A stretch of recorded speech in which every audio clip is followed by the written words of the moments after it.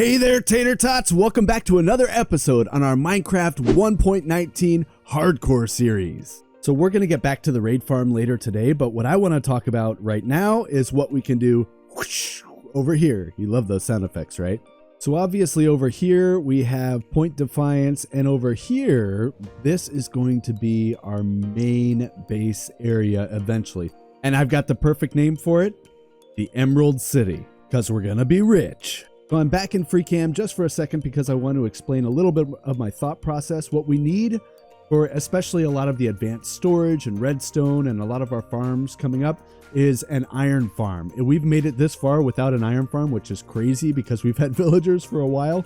But I'm thinking this cove right down here would be a good place for a foundry.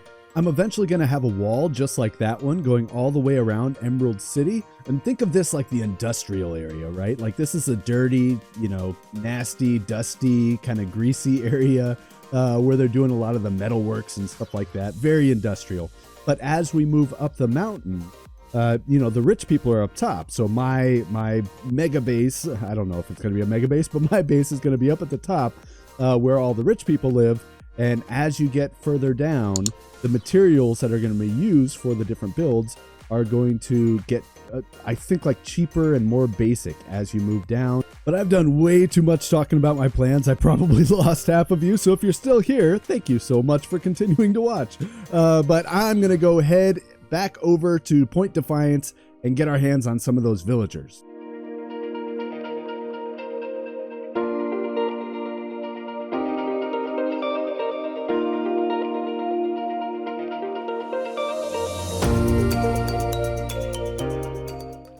All right, so we've got the top of the iron farm here going. The main thing that we need to do now is get the location. Okay. The main thing we need to do now is get the location of where the villagers are going to go, and then also the how does that work? So congratulations, ladies and gentlemen, we have a working iron farm. So what I've been doing is going around trying to slab this area just to try to make it as spawn proof as possible for those golems. Every once in a while I do have one that kind of goes back here, so I'm gonna have to deal with that. But what I'm thinking is this whole area will be the foundry, right? Let me show you what we're doing downstairs. And so right under here, you can see I did trap our villager's friend here in the boat. He's the one that's scaring the villagers into creating iron zombies.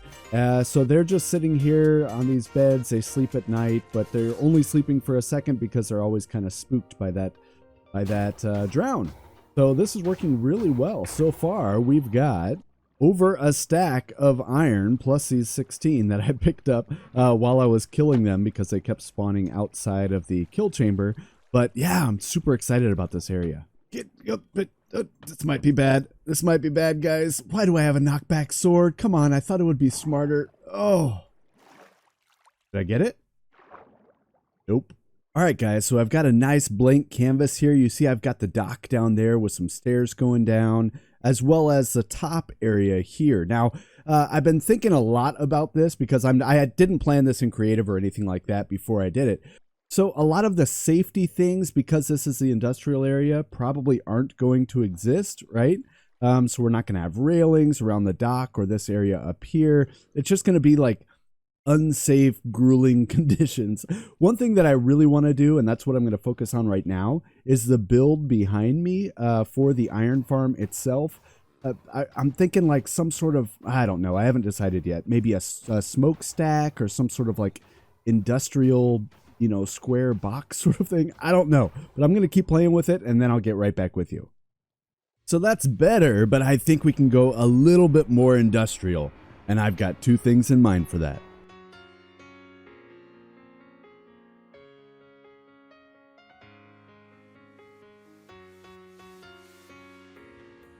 Okay guys, I am so excited about what we were able to do here. Let me show you.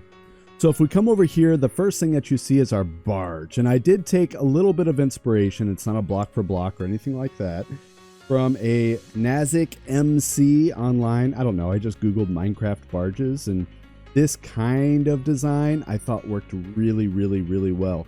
And then if we come over here, so you see we've got a little bit of a walkway over to our barge. I wanted to rough up the ground. So you see I added these trap doors just to try to, make it look industrial. It's not supposed to be safe here. Everything is supposed to be dangerous. You're probably going to get tetanus just by being in this area.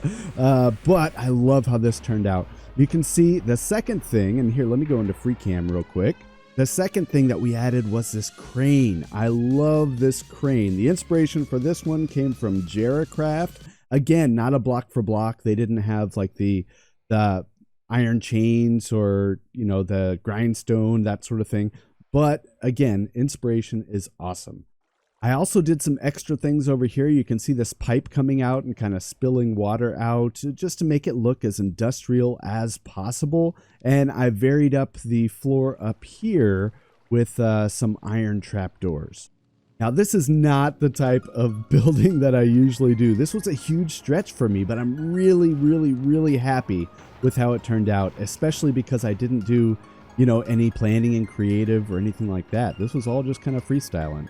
But if we come over here, and this thing has been cranking away the whole time that we've been working on all this, it's just been going. And I've got the iron to prove it, right? This is way more iron than I expected to have at this point, but it's going to come in handy for our next project back at the raid farm. If you remember last episode, we built this raid farm, which was awesome, but the biggest problem was storage. Before we head on over to the raid farm, though, there's some collection that I need to do. Specifically resources like wood for some chests. And what better place to get some wood than right over here in our little makeshift tree farm. And for this job, I think we're going to have to go for the granddaddy of them all, those giant spruce trees.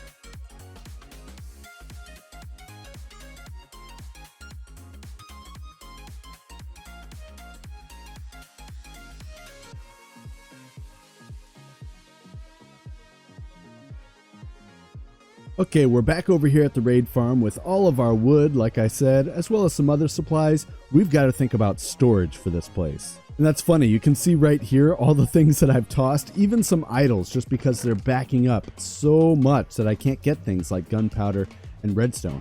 Speaking of, we've got to make a list of all the different types of items that we want to get from the raid farm. Gunpowder, obviously. Emeralds are important. That's one of the main reasons why we made this. Redstone, that's important. Glowstone is really cool to have as well. We don't have a need for it right now, but I'm sure that's going to come in handy in the future. And then obviously totems. So if we come right down here, we're right under the spawn area. And what I'm thinking, so that direction we cannot build in because there has to be a direct line of sight between our villager, which you can't see, but he's down there, and that spawn platform right there. So our storage is going to have to be on this side instead. So there you see right there, we've got our hoppers coming down. So I'm thinking we're going to do a hopper line going that way and then over here, and then they're going to go into an automatic sorting system right over here on this side. But what I've got to do first is I've got to make a little bit of a platform down here so that I can actually work. And that's going to be a little bit trickier than I initially thought. Okay, so I have done a lot to kind of set the groundwork here. It almost looks like it's done, right? But you'll see in the back, I've got none of the redstone in. The main thing is I just wanted to make sure I brought enough iron and wood over for all the chests and hoppers, but it looks like we're good to go there. So the next thing is looking at Impulse SV's overflow protection item sorter system and applying that to all of this. So that's what I'm going to do now. And then I will show you what it looks like once we're done with that. All right, this took some doing. So I've got all of my chests labeled. I've got the sorting systems all configured and everything in the back. Let me show you what we've got here. So here you can see these three columns, we'll call them columns of chests, are for emeralds. So we've got emeralds already coming in. I just put 3 stacks in up at the top, and that's what came down. We've got redstone, glowstone, gunpowder, and sticks. Now, I wasn't going to do sticks just because, there's not that many uses for sticks. Well, there are uses, but they're just not hard to get. And then, but I made an extra one because I wasn't thinking and I lost count. So we've got sticks. That's fantastic. Over here, this is going to be the overflow chests. So I was looking for that. All of the extra things that come in, some that I want to collect are obviously idols, idols, totems of undying. Those are very important. But also I keep getting a lot of these, and I see there's only one in here, but we've got way more upstairs, and I think those will be very handy just to keep a couple of them with us, whenever we're going into tight places. I think that would be a good idea. Let me show you what we're doing up top, and this took a little while to do. It's always hard when you've got, this kind of height that you're dealing with and getting around and putting all the things where they need to be. And I'm not going to explain how this works. This is an Impulse SV circuit. I'll leave a link in the description for anyone who wants to use this sort of thing. But you see I've got placeholder items here. And then I've got 41 of the item that I want to collect. It's important that you name these because you don't want, especially here, we're using sticks. I don't want sticks to come through the system and pile up on here. That'll break the auto sorter. But while this certainly functions the way that we have it here, it is ugly, right? We cannot leave it like this. So I think a little bit of redecorating is in order. And just like that, we've cleaned it up a little bit. I'm in free cam already, so I may as well show you what we've done. I added composters to all of the hoppers to try to reduce lag, even though I don't think it's really going to be that much of an issue. I also filled in kind of the blocks in between, got rid of all the dirt, obviously, and made a little maintenance patch right up here just so that I can come up here and work on things, switch out the items being sorted, that sort of thing, anytime I'd like. So the only thing left to do is run this thing to make sure that everything we did here actually works. There he is. Haka! Haka! Got him.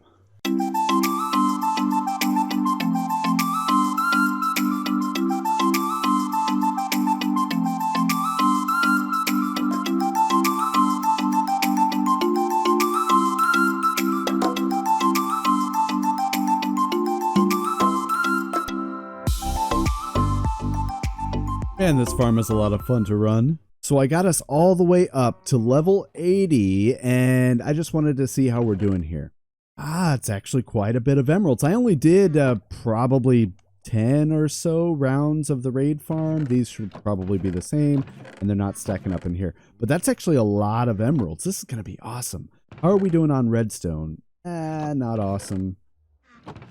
Yeah, those are about the same. So unfortunately, this raid farm is not the best for, things like gunpowder, but we're going to have to make it work, right? I'm just going to have to sit here and grind at the raid farm. Sticks? Oh, that's awesome. Okay, so how are we doing on this? I did a little bit of organization, and yeah, okay. Oh, we're all the way backed up. So what I didn't show before is you can kind of see it over there. Here, I'll go into free cam. We have an overflow here, so anything that doesn't get picked up by this kind of catch-all column of chests here comes over here and automatically gets spit into lava. So we've probably lost a lot of good things, and good things, I mean, of course, totems and those potions into the lava, but that's okay. Because basically what I'll do is I'll just go through here, empty all of these things that we don't want. And once this gets completely full of the potions and the totems, I really don't need any more after that. And if I do need some more, then we're going to have some empty spots and I can just keep doing the raid farm. But I really can't believe how much we got done in this episode. For example, we did our foundry, which looks so incredible. Like, I've never built anything like that before, and I'm really loving it. And that upgrade to our raid farm is going to make things so much nicer going forward. Isn't that right, Roy? Good kitty. But that is all the time that I have for this episode, ladies and gentlemen. By the way, and I meant to mention it earlier, I have a Discord. It's chat.tatervader5.com. It'll be in the description. I think I put it on the screen towards the beginning of the episode. I would love to see you all there, especially you shining new faces that I haven't had a chance to chat with yet. But anyway, thank you so much for watching, and I will see you all in the next one. See ya.